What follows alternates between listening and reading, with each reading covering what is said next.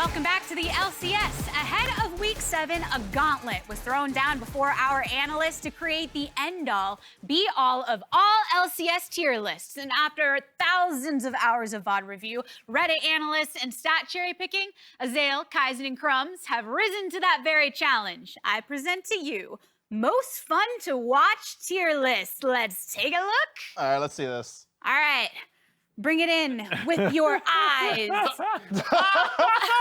You have CLG in last, Kaizen. All right. I knew. I thought for sure I was I going to received roast some you on questions. this. Let me explain something. They didn't even make Crumb's list. Yeah, wait a second. Where are they? There's 2 fly quests. Oh my God. This is disrespectful. Okay. Yeah, I think you have a little bit of explaining to do. So, I do have some explaining to do, and for that, I would like a drum roll, please, Gabby. I got you. Perhaps a bongo roll is more suitable. I present to you CLG's Bongo. Right at Hey. 3.5. Okay. CLG non-bongo. 11. Right there. All right, I want to explain something about most fun to watch, right?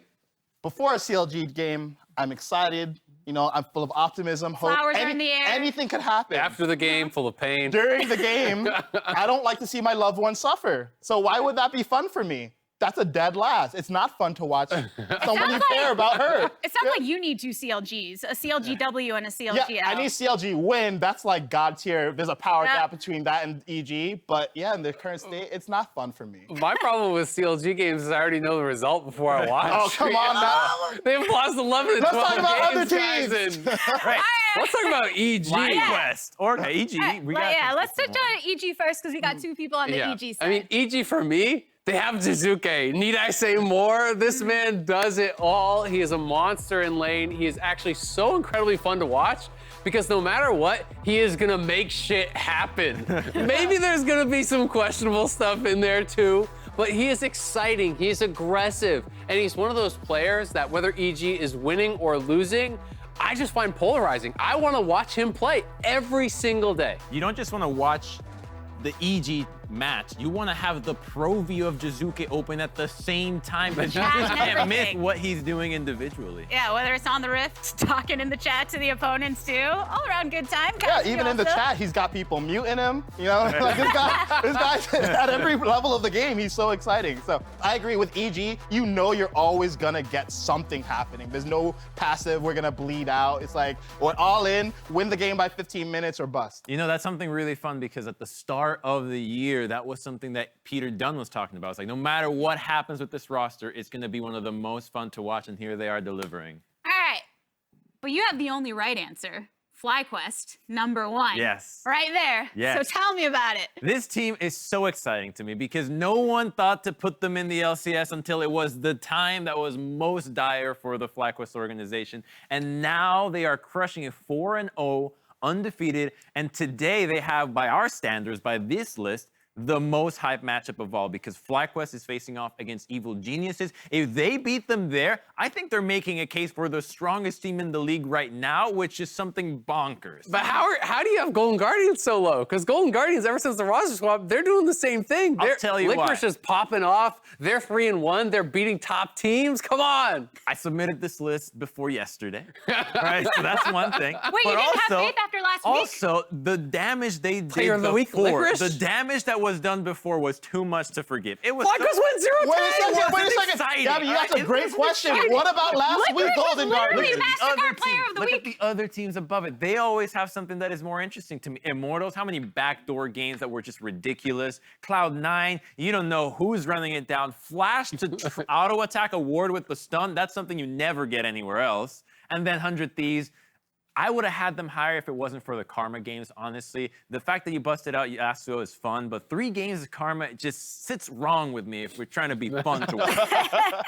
On the dig side, though, Kaizen, you got him higher up than anybody else. Was it the Acadian effect or something else? I mean, that Blue Kane game. Are you kidding me? Right? Like, this guy, since he came into the roster, he has been trying his damnedest to make something happen every single game. And yeah, it doesn't work every time, but it's frankly inspiring to watch a guy be put in probably one of the worst scenarios possible. The whole team is exploding around him. They're like, hey, you're going to replace the guy who was both, you know, a reason for controversy and one of the stars of the team, and we're going to ask you to perform. So, yeah, like, this guy has had a hard run of it, and the fact that he's popping off lately makes his team exciting to watch. All right, well, all of these tier lists from you get a 11 out of 10. All right, it's time for us to toss to our first edition mint condition Freak and Kobe for the call. Bring us into the game, fellas.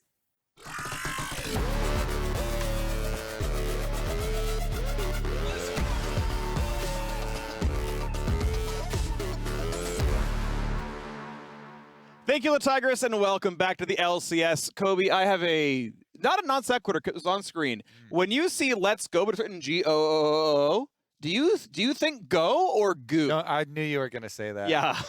We've been casting together for a very long time, Kobe. I'm sure that you think, let's go. I'm reading! I would like to submit my most exciting teams tier list. And yeah, no bias here, but the most exciting two teams in the league are Immortals and TSM. Whoa! Look at the game we're about to get. Kobe, that is incredible that you just happen to be on the game crazy. At the top of your tier list right when the tier lists were done. That is impressive. Also, I'm glad we have like these interesting, not just like, oh, who's the best top laner tier list, but like who's exciting and whatnot. Fun stuff right now. Immortals versus TSM. This is gonna be a lot of fun. Immortals are still 5 wins above the playoff bubble. They are doing well. They are getting closer and closer to locking in their spot in the postseason. Good luck to them to keep that one going. TSM locked a while ago, but they're still fighting for the top spot. They came into the day 1 game behind 100 Thieves, and they're going to try to keep that one going well. Currently, they're in possession of a playoff bye. Yeah, and they just upset Cloud9 yesterday. Big upset win for them. I will say that in Champ Select here, I felt a lot of focus for me is always on Xerxes, and his Diana play yesterday was quite good. It's a premier jungler right now. I feel like giving away the basically unforetold, first pick kind of assumed pick here for Immortals should come with some sort of, target ban on the side of TSM. Take something, get something back here with the 1-2 for them, because he not only does he feel very, very efficient on, AP carry junglers, but the rest of the team has been playing quite well around that style of play. Would love the revenge. Happy to see it. It's an AD solo laner to complement AP carry. So I will point out, Riven is one of the strongest counters to Gwen. I know Huni has played it. There's a notable clip of him at Worlds getting a Quadra under his bot lane tier 1 turret. I think I've heard that call before. I think I have too, actually. There was a nice Taylor Swift song, I think, going alongside it. But yeah, Revenge and Huni both actually Riven players. I don't think we're going to see it, but really could be a possibility at some point down the line. I mean, it's a possibility now. I want it to be a reality, though. I want it to be. It's always a possibility. Don't give me that garbage. Hey, if it's banned, it's not.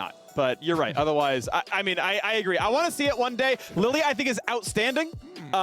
She is actually a viable top laner as well. She is a top jungle flex. That said, she's been out of the meta for so long. I think not a lot of players have reps on it.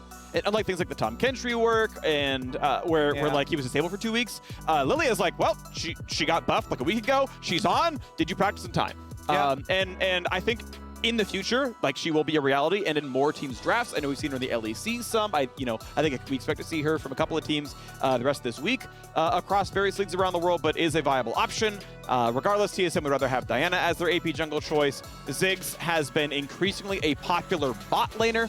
I know Insanity has played it himself in weeks past, but Ray's played it most recently, and I expect a bot lane. Or Renekton needs some attack damage for basically all the rest of the picks there for Immortals, since they are very AP heavy in their first 2. Insanity's been good on both of those. The Tristana, I like that too. Insanity, definitely. Tower destruction combo of Ziggs plus Tristana works wonders. Does. Lee Sin gonna be grabbed. So we'll point out that Lee Sin and Gwen both are flexible. across solo lanes and the jungle. Ziggs, of course, flexible across mid and bot, though I expect bot. But with this pick in, you don't know for sure where everything is. TSM get one final grab, and the bans come in. I wonder if they actually want to grab something like the Nautilus, bottom side first before the support bans for Immortals start coming in. Okay. Guess they don't. Instantly answered Huni's favorite champion as of the last month, basically. Yeah. Again, and as everybody else is starting to stop playing lane Nocturne, he still went on it. He actually played it very well. Nicely counterpicked and nicely piloted by him. So even though it was significantly hit with the 50% reduction on the passive for minions, I still have a decent amount of confidence in him to play it. And guess what? It's paired with other divers here. Diana definitely synergizes. So, and especially Kalissa's going to be throwing somebody in there. Yeah, I will just personally say I'm not a fan of lane Nocturne. Yeah, he might play it well. We'll see how it goes, but I really do think there are better picks available for matchups and game states in general. But we'll see how he pilots it. End of the day, champ select of one champion is not what makes or breaks a game. Just think there's replacements. But the bans come through. Galio off the table. Tristana is banned away, so TSM agreeing with me that that's the front runner here for Insanity. See if Lucian joins that one as well. Of course, Ziggs can still go to mid and they pick something else, but we'll see if they even ban a conventional bot laner here. Varus is left up, for example. That's a really highly priced pick. Could easily be seen. So probably Immortals follow up with a Leona Nautilus here, trying to take away some of these options for Kalista. Already the Galio, I like taking it off this one. It adds so much more to the dive, If even coming from a support position, if there's a Galio ultimate regardless coming on top of Nocturne Diana, you are in a very big dangerous scenario for that engage. But they actually opt to take the Lucian out instead in favor, taking away. Even though TSM was highly critiqued for their Lucian play with Power of Evil on it, it's still very, powerful in the current state of the game. Alrighty, Leona grabbed for the aggressive bottom lane. Kalista, Leona, very, very scary. Tom Kench, Terry Zillions, mostly support hovers. I do think Tom Kench is good, though. And I've really loved, too, the Leonas roaming around with the Diana because of the pick potential there. You have so much CC and definitely enough damage to win a lot of skirmishes if you even get sight of an opponent champion. So it makes it very easy to get vision for your team. And when you're the team that has the Nocturne ultimate, the dive threat coming through, and a lot of early power there for a side of TSM, they're setting themselves up for a lot of these early roams through enemy jungle to get deep vision and then try and go for picks. All right, final draft. Where are the champions moving? We've still got uncertainty in the lanes right now. Which one's it going to be? Because right now, Ziggs is in a super position. He's in mid and bot at the same time. And Ziggs Alistar is a very weak lane. That is definitely going to be a point of pressure for TSM pushing on it if they do commit to have the Ziggs in the bottom side. Kayn jungle. Get the Kayn in here. So they do rotate the Lee Sin off to a solo lane. I have seen some Kayn in decently high ELO solo queue matches played in solo lane, but it's very memey to me. I think it's much better situated in the jungle. We just had a Cadian yesterday popping off. I actually met up with him after yesterday in the evening, and he was talking about how he will always go red build as far as items, Gore Drinker and Conqueror, and then decide in the game which one he's going to go. I basically always will decide whichever one I get first. Right, okay. But he said there's still some scenarios where he's actually willing to delay for, like red orb conversion if it's better, or blue orb if you want to do that. To me, it's just always so painful, especially for solo queue, to have to wait that extra time. Yep. My understanding, I know Captain Flowers called it the Blueser build. My understanding, Kayn players often call it the purple build. Because it's the blue build with the red item. I like Blueser better. It rolls off the tongue better. Oh, I heard purple first, so I'm just locked in. I refuse to change my ways. The sun still revolves around the Earth, as far as I'm concerned. And it may or may not be flat. It's not, by the way. We are getting into some yikes stories here. We're moving on. It's fine. We've got our draft done. There's enough misinformation in the world already. That's true. That's true. For example, TSM are a good League of Legends team. So are Immortals, and let's get ourselves into the game. I think this is going to be exciting. I'm glad we've got name synergy as well. The man's on Ziggs. His name is Raze.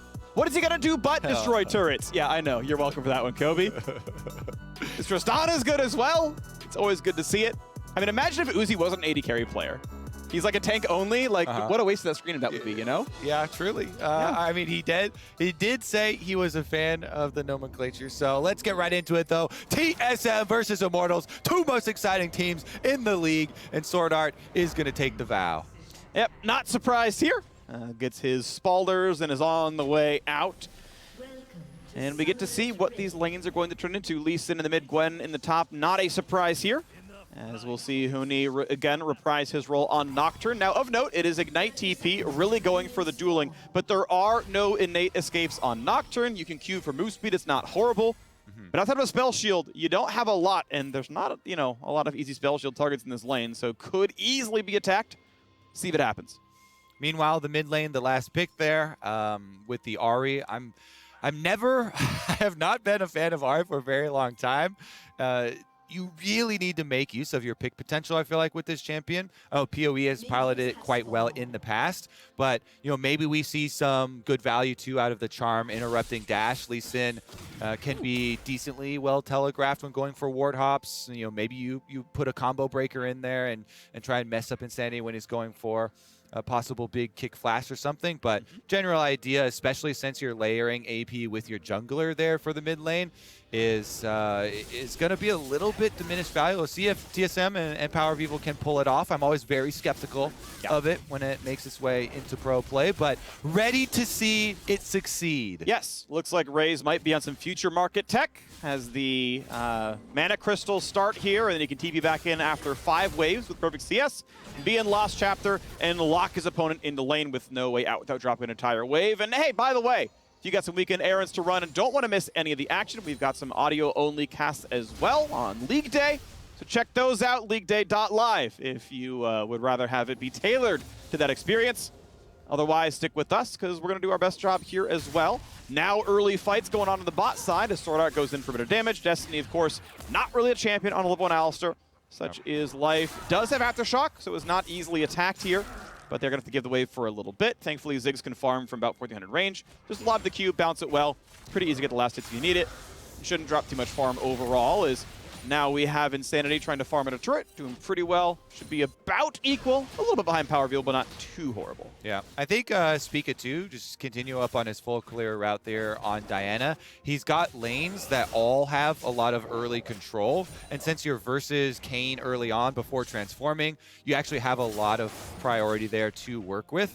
So full clear, get your vision up on top side for Huni, because Huni likes to go aggro. He uses the Ignite in the first exchange here with Revenge, so Ignite difference will come up for the rest of this cooldown here. Revenge holds on to his, just chugs his potion and tries to sustain. Well, both junglers going to be crossing paths topside right now. The aggressive ward means he knows where Xerxes is. Smite is available. Gets level 4 though, and that heal is actually massive now. Spica cannot win that fight. If he was able to be there like a second earlier, maybe it was a Smite fight, maybe it looks different. Yeah. But now Xerxes can be battling, and now on the bottom side, as Sword Art runs around, that is a great combo into the satchel backwards. Good damage on the Lost. Yeah, meanwhile, the crab still goes over to Spica, because yes, the Smite is really big. You get your Gromp heal plus your Smite heal off of it, and Xerxes is going to be able to transition down towards bottom side of the map, but that meant that Xerxes was the only one left with a Smite for top crab, so able to secure the vision there.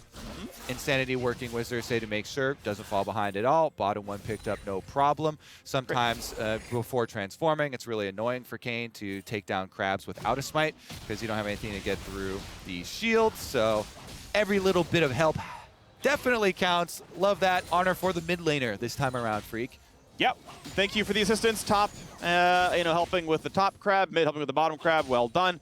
I think decent bot pressure as well meant there was not going to be anything too scary happening. Ray's low on mana, but as he's gone through his roughly 5th wave right now, should be a pretty easy recall for a Lost Chapter.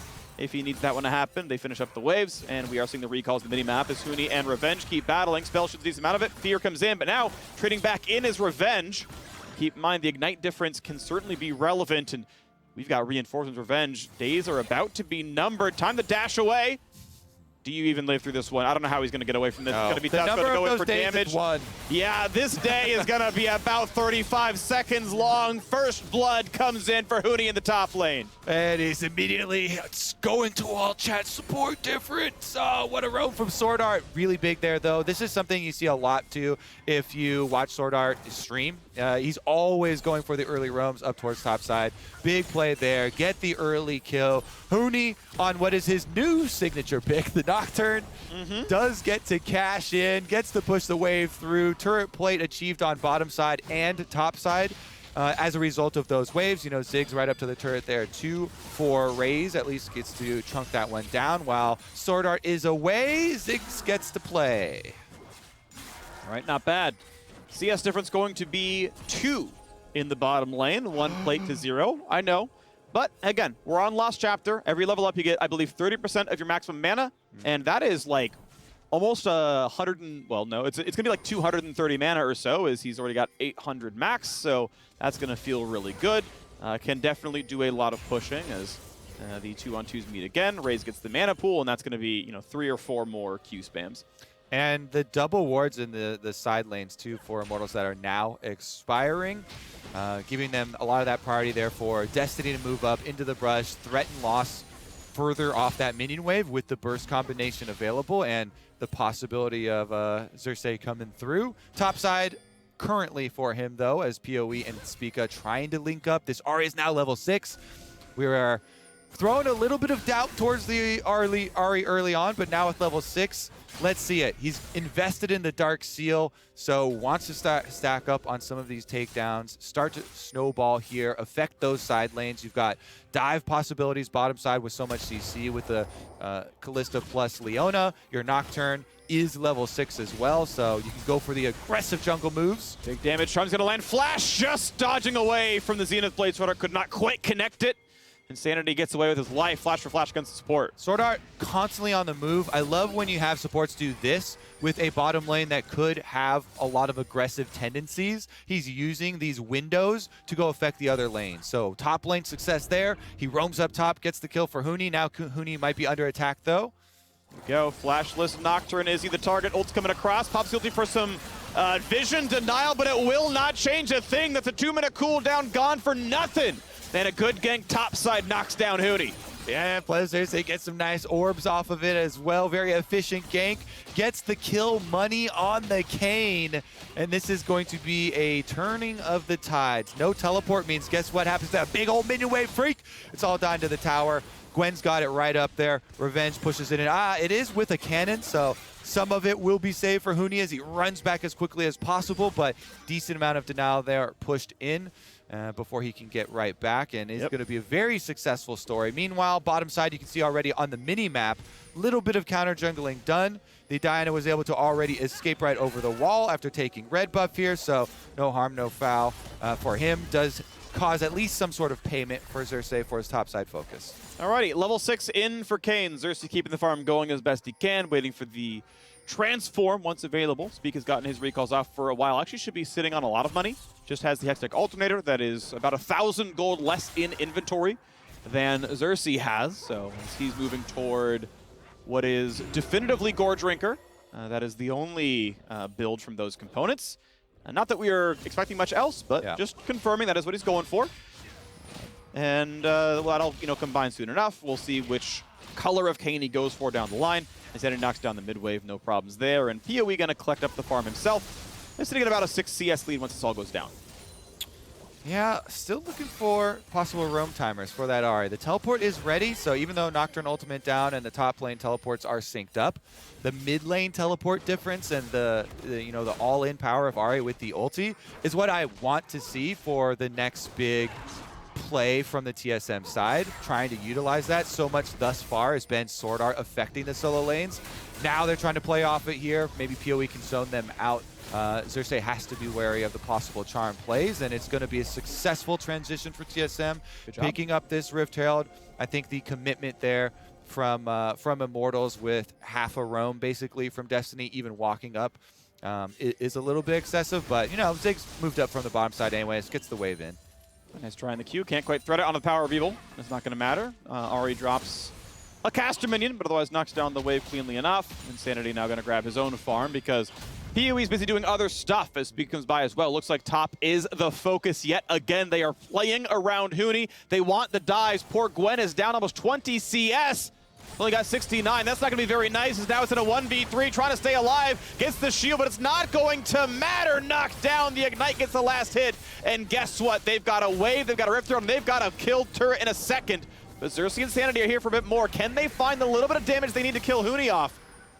Sanity might follow the queue, indeed does so. Pulled back in though, hard CC comes across, and here comes the rest of the team. Huni is going to die, but now Xerxes, can he live? Can he jump into the wall? Can he jump away? Not likely. Destiny finds a stun, but it's not gonna matter. 2 for 1 in that fight. Favor a TSM. This turret gonna fall right after. Yeah, they went at Huni and they did get him. So if the quest was just about killing Huni, then technically completed, but the cost is devastating, Freak, because all 3 members now of the top side of the map for TSM are at the top of the gold charts. This top triangle so inflated now for TSM, picking up so many extra kills. The tower on top of it, and this opens up the map now for them to make use of these roaming solo laners. Both teleports at the ready.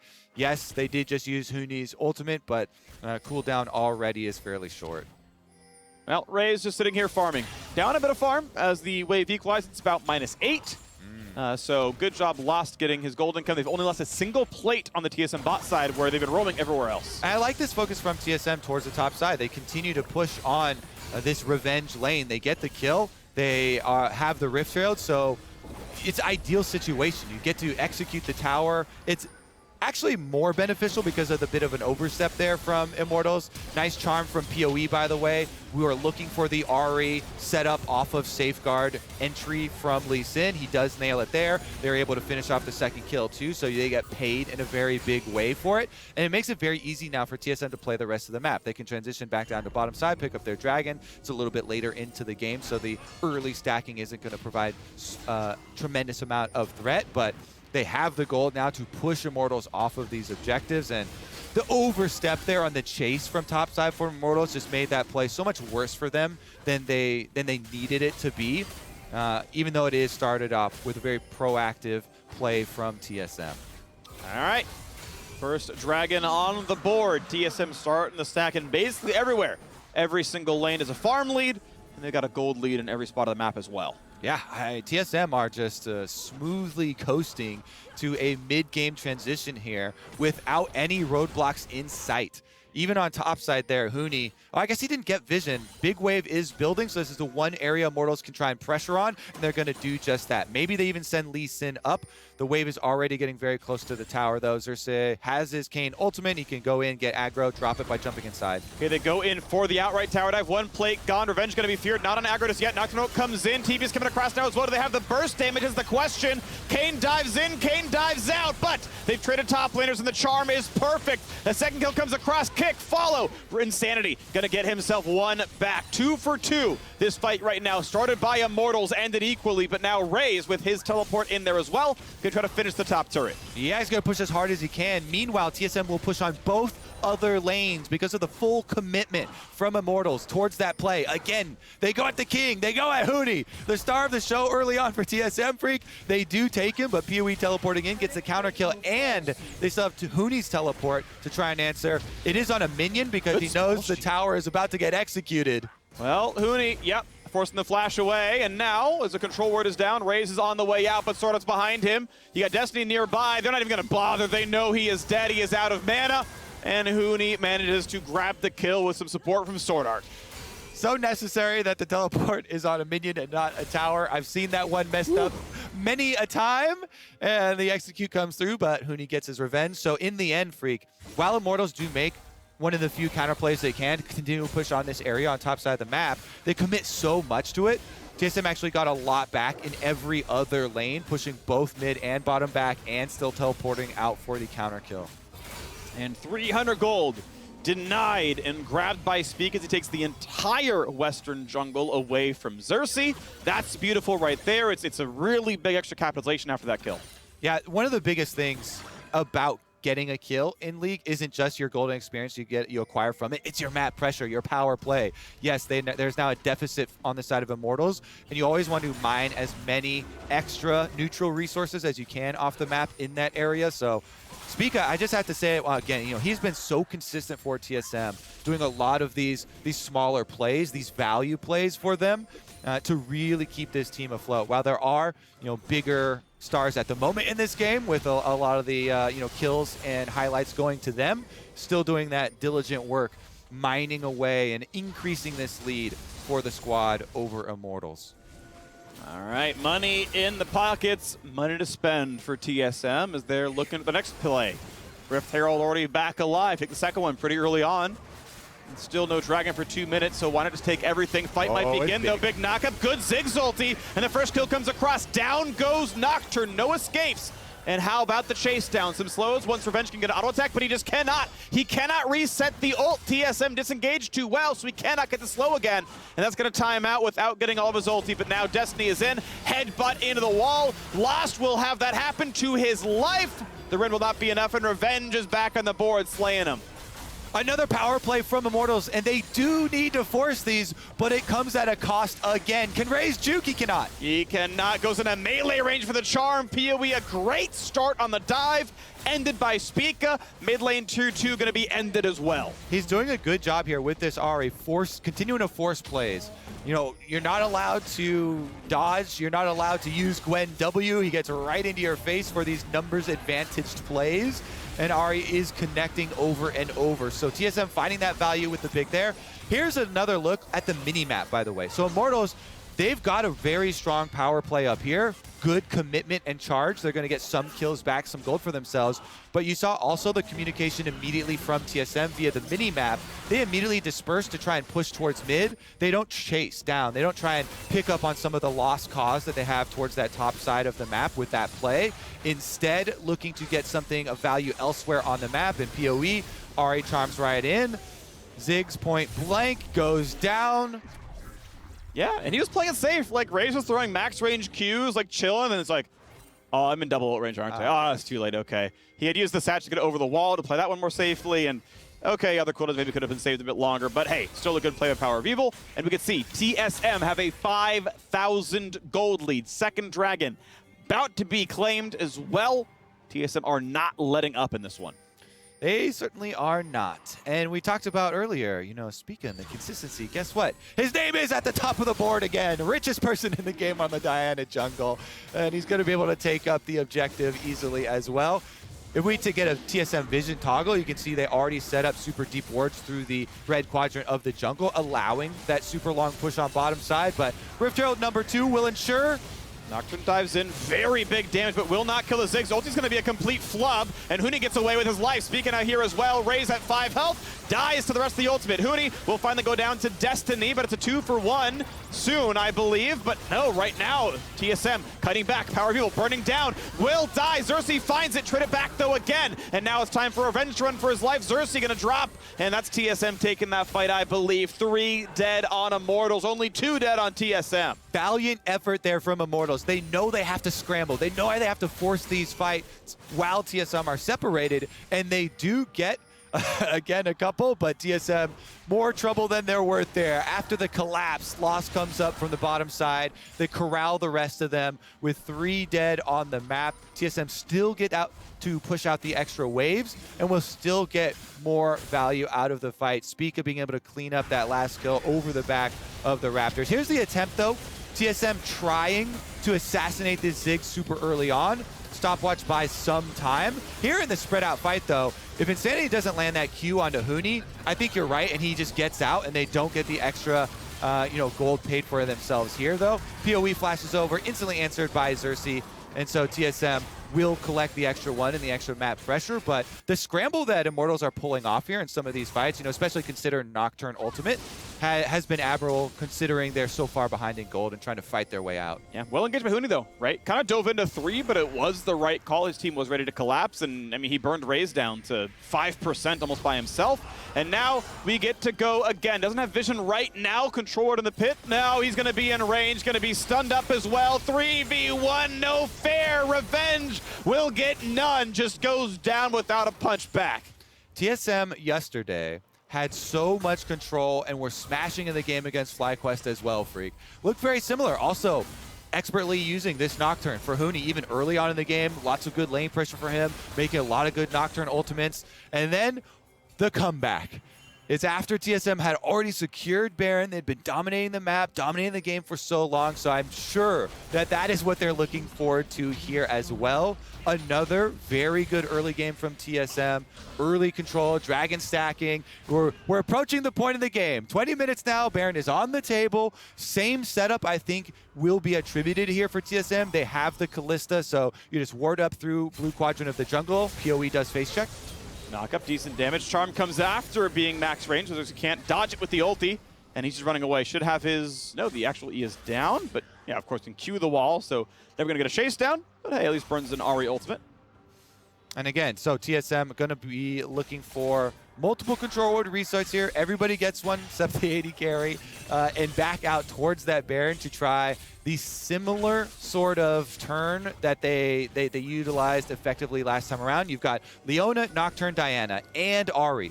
If you get close to this Baron, TSM are looking for the turn. They're not looking to burn it down unless you allow them to get so many Ren stacks in and you're not contesting at all.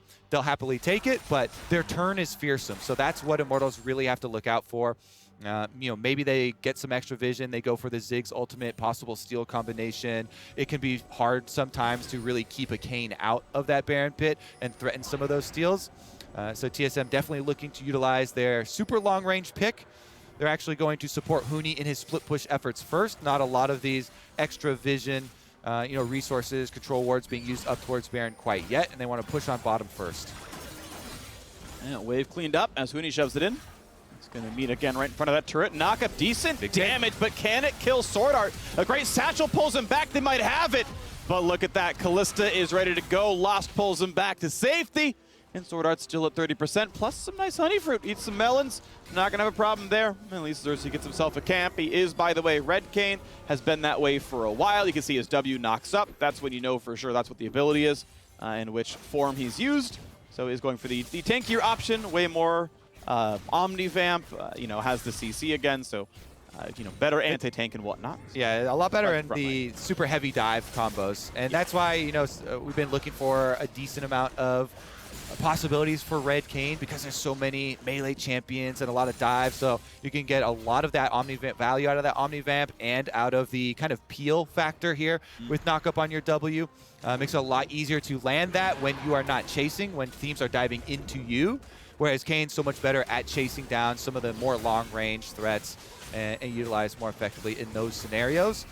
Because of the result there from the early incursion of TSM, easily able to back right out to Soul Point for themselves. Immortals, again, I like this choice. You don't want to risk too much just on the Soul Point. There are more valuable objectives that are about to come up very quickly. Baron is already on the table. That's where TSM will transfer to next. Keep up the split pushing pressure there on bottom side for Huni. He's a little bit vulnerable right now, but Immortals are trying to get vision up around the Baron first, and TSM do have eyes on them. Still 5,500 right now. The gold lead for TSM. Baron may be a concern as you're talking about that in the vision setup. It looks like no one's going to be able to jump this one early on. A couple of wards are in for Immortals. They're not going to get snuck against them, but TSM are going to start taking control themselves. They haven't lost the Baron, but they're going to start taking away all the wards and making it even more difficult for Immortals to do anything about this. Sterix gauge done for the primary front line of Immortals now. Done on both the Lee Sin and the Kayn. Ziggs on Azonius, halfway to Void Staff. Wits End in is going to feel good for Callista. I just want to go over how TSM cautiously swept. They group up, they waited here until everyone was available. Then for multiple points, they go down and clear out the different vision setups. So they're not risking anything as far as the possible comeback plays. You're always thinking about what is your opponent going to do next. And when they are down like this and you have so much control, they're oftentimes going to be setting up these surprise brush plays, you know, the fanatic, quote-unquote, plays of old. And so when you're rechecking area that has previously been under control of Immortals, very good, cautious play there from TSM. They are just going by the book here, and while there's no action, I think it's important to point out the more standard things that are done to avoid those. Yep, but as TSM take the recall, Immortals run right back in at the same moment and get all the wards back. But I feel like, yeah, TSM gonna just, you know, come back down. Look, the wards are dying yet again. The one downside is the timing was awkward and the Scuttle Crab came up, and so it was able to be grabbed by Xerxes here. But you can see TSM happily running down, taking away as much of the jungle as they can. Immortals wanting to defend this part of the map, though. The proxy war in front of Baron. Smite is good from Spica. He grabs that one. How about the dive on the top side, though? It's a catch. It's Insanity going down way too early. And that is TSM with a power play ready to push for Baron if they want it. Sword Art was channeling the Hex Splash right over that wall. What a positioning from him on the flank with Leona. And then Huni just pops a Nocturne ultimate. Surprise! Insanity thinks he's going in for a big play right into Leona CC, fully locked up by the TSM support. That's going to be a huge pick for them. Even though the teleport is ready there for Insanity, you know, the flash also used, so the threat of that play next time around greatly reduced.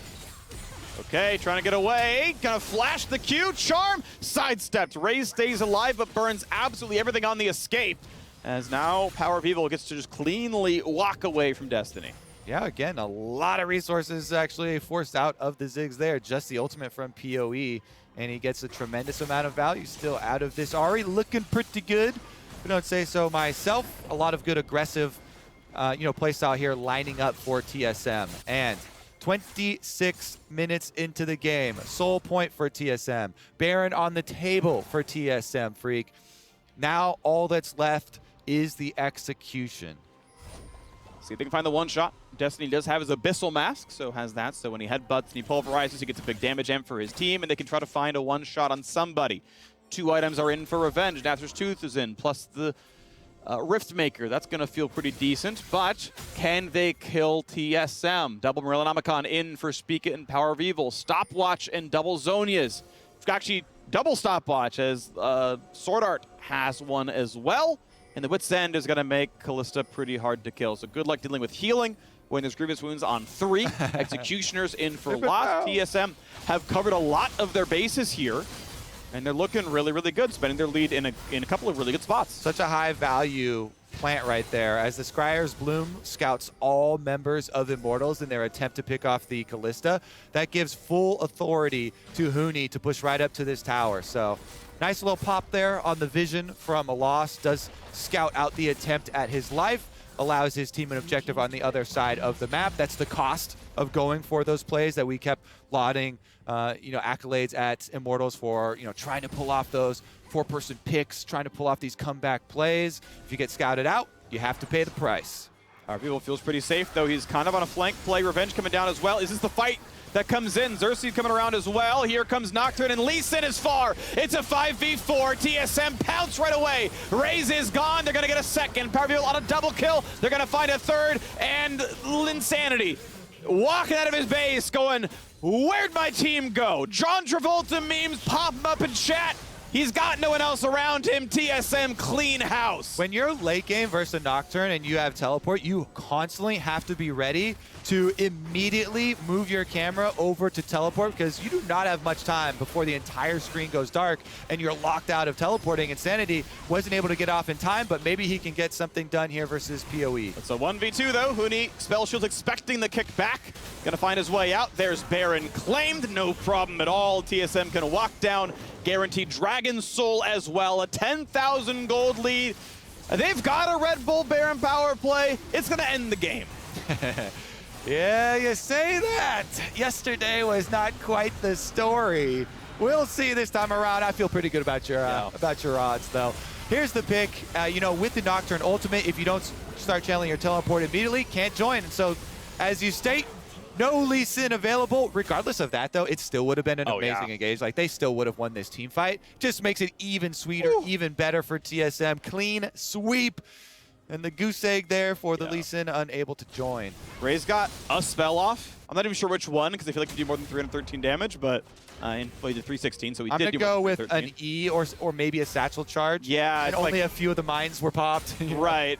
Yeah, it's like if you had Landers, it'd be more than just that. But, you know, went for Ludens. It's not like a complaint or anything, just is what it is. And, yeah, I didn't get that much damage done overall. And, yeah, they just got Dovey. Couldn't get his ult or anything else. So, pretty rough look. Because of a really well-executed engage, though. Again, Yeah, you know, yeah. to your point, these engages from TSM, they have put so much time in on these Nocturne comps that, you know, Sword Art has been playing really well, rotating around the map early game, creating pressure, going for those deep wards that we talked about early on, allowing TSM these aggressive plays, and then they continue to apply that pressure with the global, making use of this champion. Huni has been using it quite well in lane and out of lane for the team. But here we are, Freak, once again, set up. Baron's acquired by TSM. They're knocking at the inhibitor's door. They have the Dragon Soul. Immortals are desperate. Sometimes your desperate engages are the best.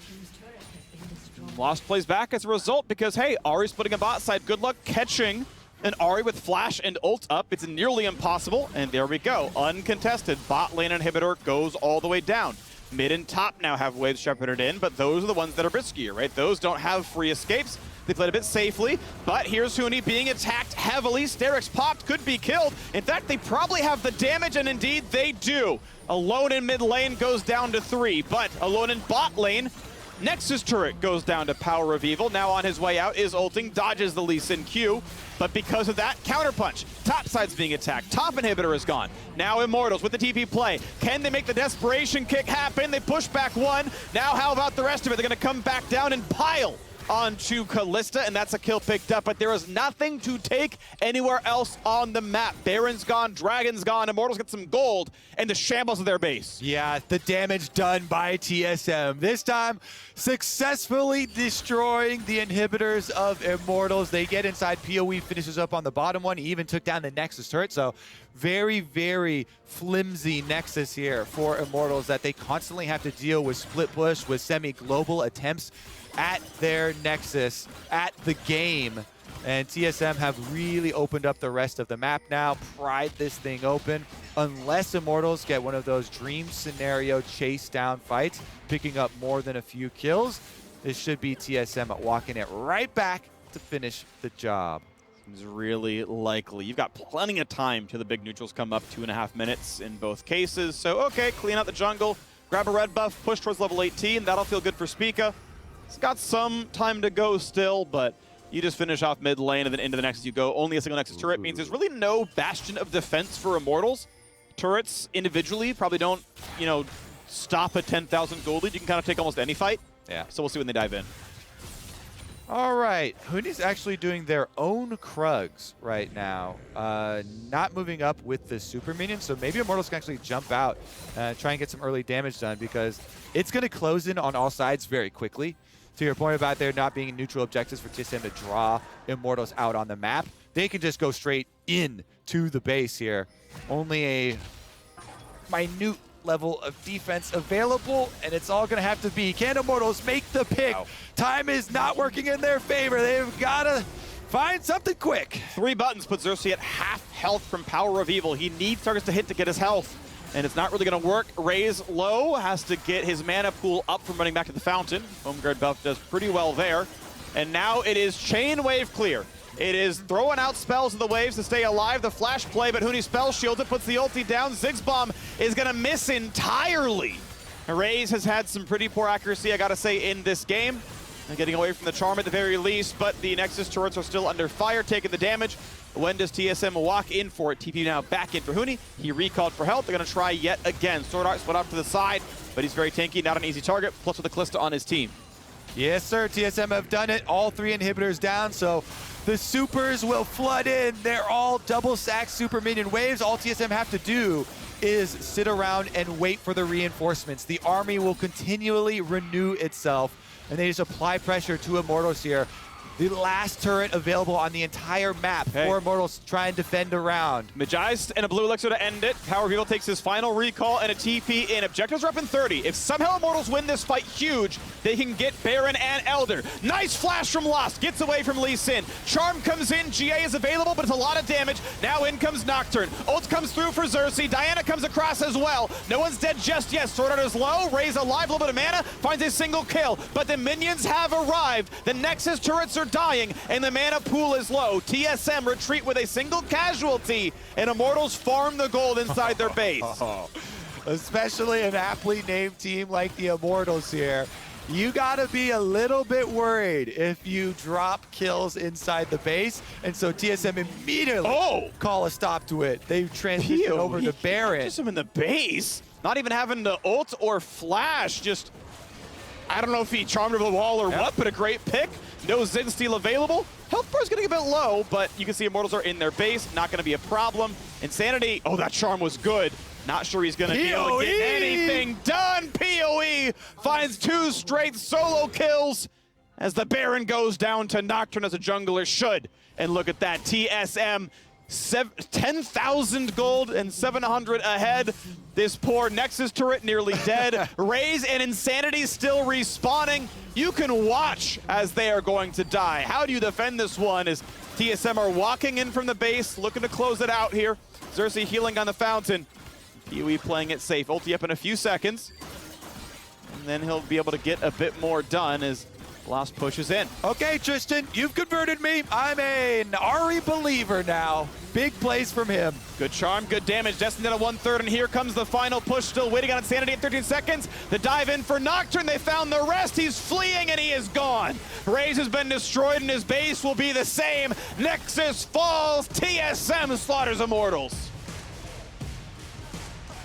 Power of Evil brings his Ari back out. TSM, they play so well off of the pressure, especially Sword Art with the early roams. You know, Huni's doing well individually up there, but when TSM continually apply the extra pressure, that's what really turned it off for them. PoE finding some good picks there through the middle too, able to finish it out this time around. I'm sure they're much happier here. You know, yesterday was first attempt, does get turned around on them in a heartbreaker, but clean it all up. I like Power of Evil on mages. TSM ran their AD mid-experiment for a while. The Lucian hadn't looked great, the Lee Sin hadn't looked great, the Viego hadn't looked great, but you give him a champ who can buy a death cap and it looks a lot better. And look, some players have play styles, but I'm gonna take the general broad brush and say, hey, look, PoE's a mage player and that's okay. Doesn't matter that Ari's not popular. You play this well, who cares? Play your champs, play them well, and you can keep on climbing. I don't like broad brushstrokes like that. I really liked his Viego. I really liked his Kiana in the past. Okay. So there are some, okay? All right. Maybe there are some. Either way, it is a win for TSM, and that's what counts at the end of the day. Now, before we go to the break, I want to shout out those of you at home who have been tweeting and commenting about the LCS. We see you, we appreciate you, and thank you so much. Our peripherals partner, Rocket, is helping us hook up fans. And this week it's going to Twitter user Mr. Ginger31. Check your mentions. Thanks for tweeting about last week's upsets, and I hope you're enjoying this weekend's so far. And if you're looking for these peripherals and thinking to yourself, I sure would like one of those too, then listen up because I've got just the opportunity for you. If you have a good, bad, or hilarious play from League of Legends, I want to rate it here on the broadcast. All you got to do is reply to the tweet from @LCS Official that got just sent out a moment ago. There are only 2 rules. It must be a clip of you. It must be a clip from a recent ranked game on this patch. Make it happen. You might win some stuff. You got to be holding a newspaper with the recording of your play. Yeah. They got to get into the replay to farm it. That's why. So get those clips together, and we'll meet you back here for our Verizon post-game interview with Power of Evil. We'll see you then. TSM. It all comes down to this one last dragon fight to call the whole game. Boom! Look at the damage on the wombo combo. All 5 enemy players down. GG!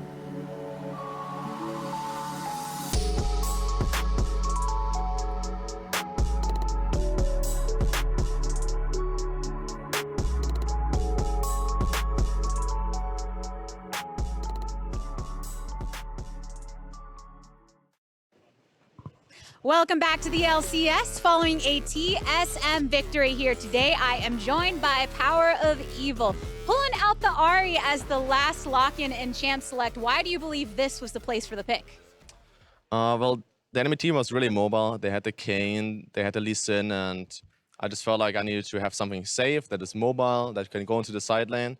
Especially since I didn't know what the Kayn is going to choose, if he's going to choose the blue Kayn or the red Kayn, and the blue Kayn is really, really dominant on the side lane. If you play side lane, he will just pick you off. So I needed to have something with like jumps and to play the side lane game, and it worked out pretty good. I would say pretty good because it did result in you getting player of the game for this matchup. A lot of times when I tell that to players, their instinct is to go into self-critique and say, no, I didn't deserve it. So I just want to know, how do you feel about earning the honor?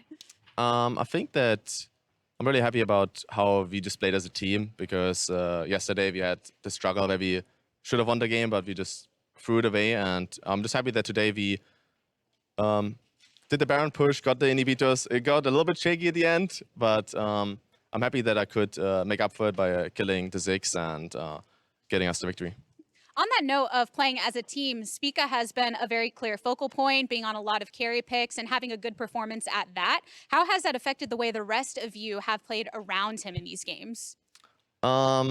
I would say obviously in every team, the team style is going to be different. I think Spica really likes to play these carry champions, likes to get resources, and I think we're doing a better job over the weeks. I feel like playing around him, getting the pushes, warding enemy camps, and yeah, just kind of like doing what we need him to do in order for him to carry. So I think I feel like we're doing better and better over the weeks. And the whole TSM squad is still holding strong towards the top of the standings, but it's a difficult question, it seems, when asking individuals who you think the top teams are. So PoE, who do you believe the top teams are in the LCS right now? It's really hard to tell because I feel like each team can take wins from another team. Even I would say bottom teams can win against top teams. I would say that's the main reason is because the teams on the top are not really consistent. If that's draft or if that's actually in-game play. So I think the top teams need to get more consistent in order for them to stay on top and kind of build that lead. And that's why I feel like you see all these top teams like be so close together because they would win against each other one time, then they would like have a win streak and suddenly they would lose against like a bottom team. So I think it's just all about consistency. One team that's fighting for that consistency is Team Liquid, your next opponent. Thoughts going into that matchup? It's going to be interesting. I think if I remember correctly, last time around we beat them, so hopefully we can keep that streak up. And it's a big victory, not only for the standings, but like just as well for the confidence, heading into playoffs later. Yeah, we're all looking forward to it. Playoffs not that far off. PoE, thanks for stopping by. Thank you. We've got more LCS to come. As you can see on the stage, Dignitas are getting ready to take on Golden Guardians. We'll catch you on the opposite side of the break to get you into it.